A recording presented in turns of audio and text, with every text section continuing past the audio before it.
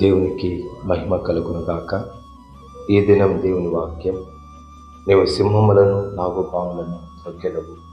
గమనించినట్లయితే కనుక ప్రభువు తను ఎంతమంది అయితే ఆశ్రయిస్తున్నారో, తన కుమారులుగా కుమార్తెలుగా పిలువబడుచున్న వారందరికీ దేవుడు ఇస్తున్న గొప్ప అధికారం ఏమనంటే, అపవాది క్రియలన్నిటి మీద జయాన్ని నేను నీకు అనుగ్రహిస్తాననేసి ప్రభువు సెలవిస్తున్నారు. మనం గమనించినట్లయితే సింహములు, ఆ యొక్క నాగుపాము, ఆ యొక్క జంతువులన్నిటిలో ఒక బలమైనటువంటి, అయితే ప్రభు సాదృశ్యంగా వాటిని పెట్టి అక్కడ చెప్తున్నాడు.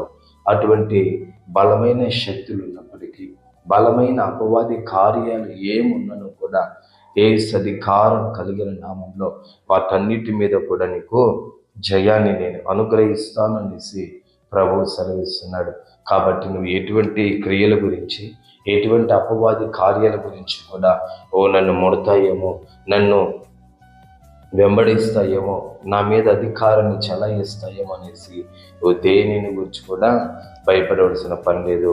నీ చేయవలసిందల్లా నువ్వు ప్రార్థించు, ప్రభువా వాటన్నిటి మీద నాకు జయం ఇవ్వండి, నాతో పోరాడుతున్న కార్యాల మీద నాకు జయం ఇవ్వండి, నన్ను వెంబడిస్తున్న కార్యాల మీద నాకు జయం ఇవ్వండి అని చెప్పేసి నువ్వు ఎప్పుడైతే దేవుని యొక్క సన్నిధిలో పోరాడి ప్రార్థిస్తావో, నిశ్చయముగా వాటన్నిటి మీద కూడా నీకు గొప్ప జయమును, గొప్ప విజయాన్ని ప్రభు నీకు అనుగ్రహించబోతున్నాడు.